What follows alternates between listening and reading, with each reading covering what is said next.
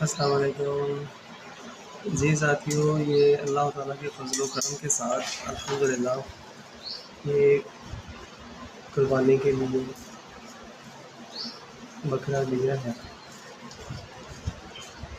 یہ جو ہے انشاءاللہ اللہ تعالیٰ کے بارگاہ نظیر میں قبول کروائے اور ہمیں صحیح معنوں میں جو مصنون طریقہ ہے قربانی کرنے کے حوالے سے، اللہ تبارک تعالیٰ ویسے ہی قربانی کرنا نصیب فرمائے اور نبی کریم صلی اللہ علیہ وآلہ وسلم کی شفاعت روز محشر اللہ عطا فرمائے۔ یہ سنت ابراہیمی سب